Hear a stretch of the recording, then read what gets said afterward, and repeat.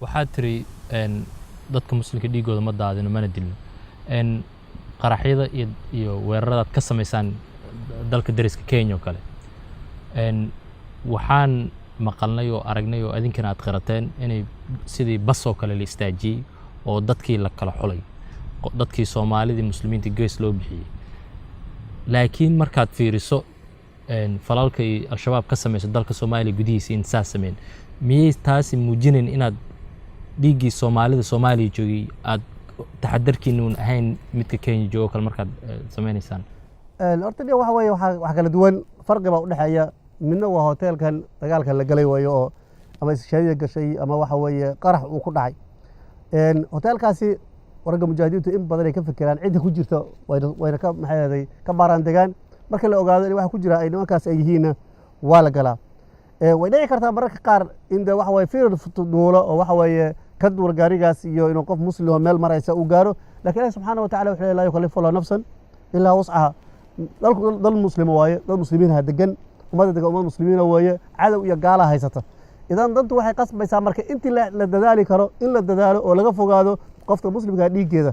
laakiin wixii awoodeena ka baxa oo waxa tabarteena iyo awoodeena ka gudba Ilaahay subhanahu wa ta'ala waxaan ka rajaynaynaa inaan loo qabanaynin maxay istidaacadeen tabarteena inta ilaalin karnay waanu ilaalinay waxa soo haray cidii marka baabuur saaran waxa dhacday intaas jidadka waxa weeye marka gaalada dhex mara marka qaar waxa laga yaabaa waxay soo raacaan caasiyo nimanka maxay ciidankooda jiiskooda marka qaar saraakiishooda waaweyn ayaa laga yaabaa caasi inay ku soo dhuumato ay saaran tahay 20 qof oo muslimiin ay saaran tahay 2 iyo 3 nin ay ku soo dhuuntaan waligeed ma dhicin caasi al-shabaab intuu jidka u istaagay meena u galiyay oo ku qarxiyo ma dhicin anagoo og inay caasida saaran yihiin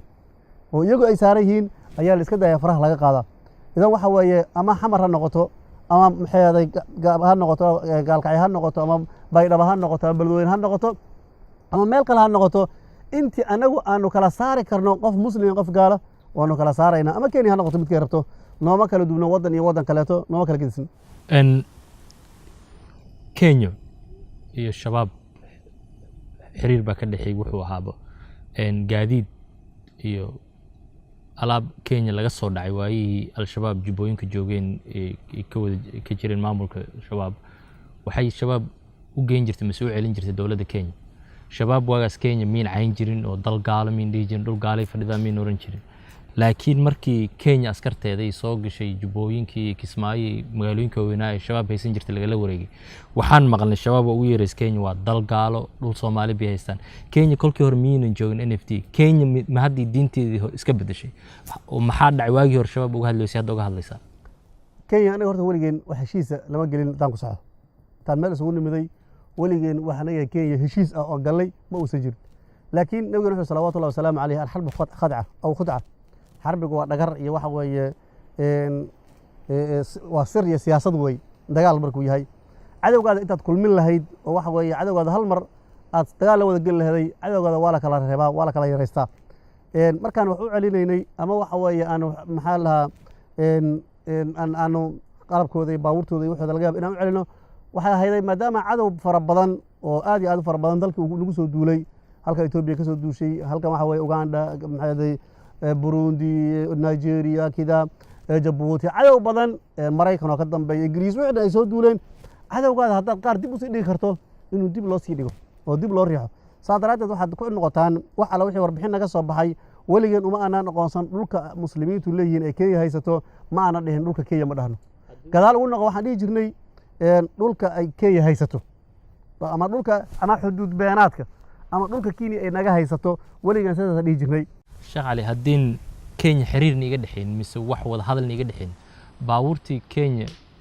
dadkii loo yaqaan qaarkood shufto mise burcad ay soo dhaceen maxaad ugu celin jirteen miyuuna markaan wada hadal jirin markii qofka baabuurka loo celino qof cadawga haduu yahay sidee wax saas oo kale u dhici karto waxaad ku noqotaa dadka wax loo celiyay iyo gawaarida la celiyay inta wax iska laha dad Soomaaliya asalkoodii ay Soomaali yihiin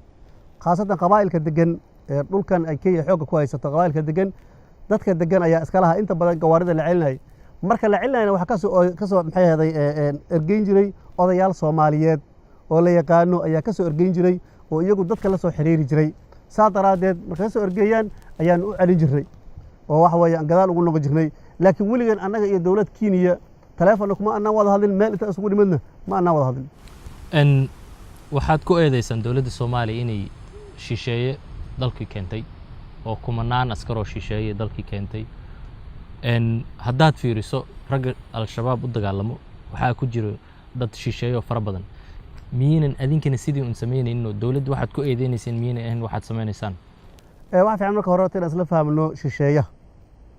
shisheeye muxuu yahay annagu shisheeye sharcigeena waxa u yaqaanaa cidda aan muslim ahayn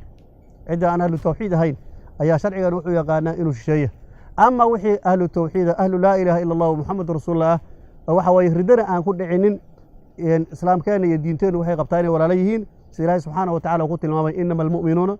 ikhwa dadka mu'miniinta waxa weeye walaalo weeye innagu dadka noo yimiday waxa noo maad waxa weeye dad muslimiina ahlu tawxiida raba dadka muslimiinta ah Soomaaliyeed in waxa weeye diintooda ay u ilaaliyaan raba in dadnimadooda u soo celiyaan raba waxa weeye in dalkan muslimka ah uu xor noqdo laa ilaaha illa allah muxamad rasuulullah ay samadiisa ka babato ayay rabaan nimankaasi keeneen waa niman gaalo ah oo waxa weeye u adeegaya danaha gaalada u adeegaya waa niman waxa weeye raba diinka ilaahay subxaanahu wa tacaala in la dumiyo raayada kufriga iyo gaalnimada la kormariya raba weeye marka faariqa u dhaxeeya la iskumana miisaami karo al-shabaab waxay tiraahdaa dowladda Soomaaliya waxaa soo dirsada shisheeye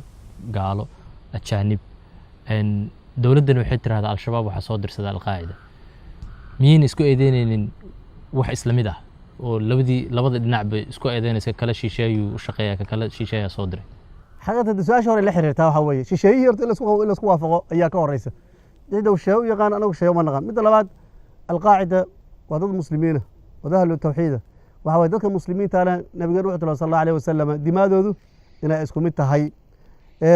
al-qaacidana waxaad og tahay innaga oo waxa weeye haysana 11 wilaayo ama gobol haysana ayaanu al-qaacida ku biirnay anagu waanu u tagnay si aan ummadda muslimiinta loo mideeyo oo wactasimu bihablillahi jamiican ay u noqoto innaga doonanay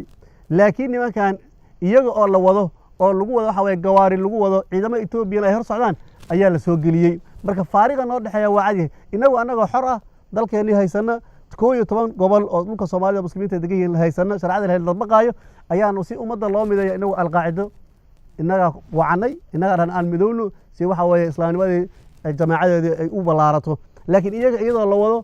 taangiyo lagu wado Etoobiyaan wado xabasha wado yaa laga soo geliyay waxa weeye jidka waxa weeye baydhabo laga soo geliyay garoonka diyaaradahana laga soo dejiyay marka waxa la faariqa weyn ayaa u dhaxeeya waana kala duwan yihiin labada dhinacba markii dhaawacay dhimashada soo gaarto waxaa u badan wiilal yar oo Soomaali ah dalka la isku dagaalayna waa Soomaaliya mararka qaarkoodna waxay u eg tahay Soomaalidii wiilashii yar wilidaada yar inuu dhiigoodii hoos u dhacay oo tahay dhuxusha lagu shiday xabad dagaalka waalid baa tahay markaad aragto wiilal yar oo Soomaali oo saas u dhimanaya dareenkaadu siduu yeeshay cali wiilasha Soomaaliyeed oo dhimanaya laba nooc way nooc wuxuu ku dhimanaya waxa weeye nooc dulinimo ah daliilnimo ah gaal raacnimo ah ayuu ku dhimanaa waana midka aan ka xanuunsanno runtii waxa weeye qulubtoona ay la gubanayso aadna aan uga xunnahay nimanka gaalada iyo dabaqacay waxa weeye gaalnimadana ku dhimanaya waxa weeye dulliga iyo maxay bahdilkuna u haysto waa kuwa runtii aan aad iyo aad uga naxno waxa weeye qulubteena ay la xumaanayso way aan ugu yeerayno waqtiga isaga inay ka soo baxaan dulinimada ilaahay subxaanahu wa tacaala ay u tooban keenaan ama wiilkii asagoo dalkiisii difaacanaya diinkiisii difaacanaya dadnimadiisa difaacanaya waxaan aaminsanahay waxa weeye adduunkana insha Allah kii noolaada inuu cizi iyo sharaf ku noolaanayo midka dhinta shahiida ee aakhira aadana in ilaahay subxaanahu wa tacaala ridihiisa iyo raallahashiisa uu la kulmi doono marka labada wiil waa kaaf iyo kala dheeri weeye midna waxa weeye meel xun dariiq xun ayuu ku tegey midna dariiq fiican ayuu ku tegey waxaan ka naxaynaa waxa weeye marka midka dariiqa xun ku tegey ama kan dariiqa fiican ku tegey waxaan leenahay hanii'an lahu al-shabaab heshiis diyaar may u tahay mise inay la furto wada hadal maamulada Soomaaliya ka jira mise dowladda Soomaaliya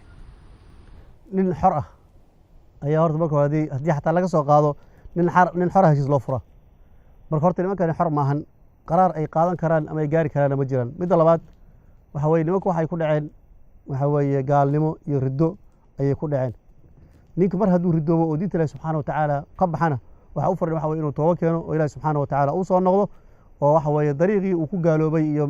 meeshii uu islaamka kaga baxay inuu ku soo laabto nimanka waxa weeye marka wax u furan waxa weeye inay gaalnimada ay ku dhaceen ka tooba keenaan ay ka soo laabtaan basa u furan annaga dariiq kale oo nimanka murtadiinta ah nooga furan asla ma jiro shareecada islaamkana meel ay qabto ma jirto murtad in lala heshiiya ay qabtahay ma jiro saan kugu bilaabana waxa weeye annaga waxaa daliil noo ah oo nahagaya waxa weeye shareecada ilahi subxaana wa tacaala waxaa tiri dadkaas go-aanka ma go-o ma jiraa hadda wax dal ma jiraa mise dunida in al-shabaab la dagaalsanayn mise inuu arkin cadow inuu yahay dagaalkana imisuu sii socon doonaa horta kala qaadno dowladaha gaalada ah oo shucuubtooda iyo duwalkoodu ay gaalada yihiin kuwa waxa weeye aslan wax maanta heshiis nala ah oo aan heshiis la nahay ma jiraan maxaa yeelay waa gaalnimada ayay ka siman yihiin annaguna muslimaan nahay colaadaas ayay noo wada qabaan dhammaantood dadka waddamada muslimiinta ah waddamada muslimiinta ah waxaanu kala qaadaynaa shucuubta dadka muslimiinta ah iyo dowladaha riddada ah ee madaxda ka ah dadkaa shucuubta muslimiinta ee duwalka muslimiinta ku nool waxaan leenahay waa walaalaheen waa ehelkeennii waa dad aan jecelnahay iyaguna na jecel annaguna aan jecelna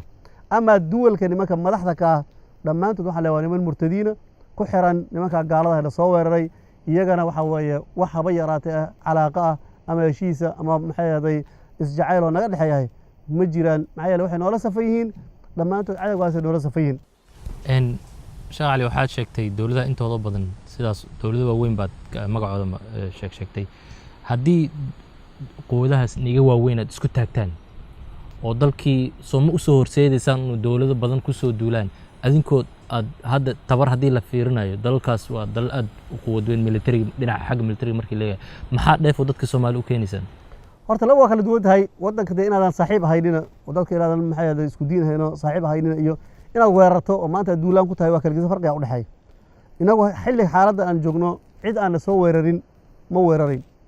cid aan ugu soo duulin kuma duulaynin waxaan difaacanayna waa dalkeena iyo diinteena iyo dadnimadeenna weeye ama waddankii nagu soo duulo oo halka yimaado awoodda uu doono iyo xoogga uu doono ha yeesho aakhirka dambe insha allahu tabaaraka wa tacaala waanu ka soo haraynaa annaga ma naqusayso kamana naxno waxa weeye hub badan iyo ciidan badan iyo midna kama naxno gaala hadda waxay noo reebatana ma jiraan sheekh cali ugu dambaystii dad Soomaali oo badan baa fikirka qabo shuyuukhdu inay ku noqdaan masaajidkii qoryaha dhigaan oo meeshaas joogaan taasi maxaad ka oran lahayd waxaan leeyahay taas xilligeedii waa la soo dhaafay wadaadadu ha ku noqdaano maxaa la dhahaa masaajidka ha ku noqdaano dadka diinlaawayaasha iyo dimuqraadiyiinta iyo waxa weeye calmaaniyaduna ummadda muslimiinta ha xukunto gaalnimaha u jiido wax la soo dhaafo weeye xilligeedu waa dhammaadaan riyada hadday ku jireen ha iska dhaafaano laa ilaaha ila allah muxamadu rasuulullahi kitaabka iyo seeftu kala hari maaya waa isla socdaan ilaa qiyaama saacana waa isla socon doonaan biillahi tabaaraka wa tacaala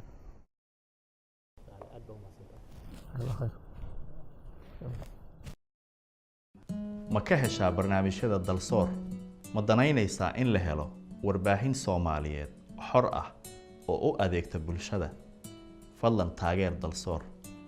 waxaad bixisaa $5 ama $10 bishii deeqdaada sidan aad u bixin kartaa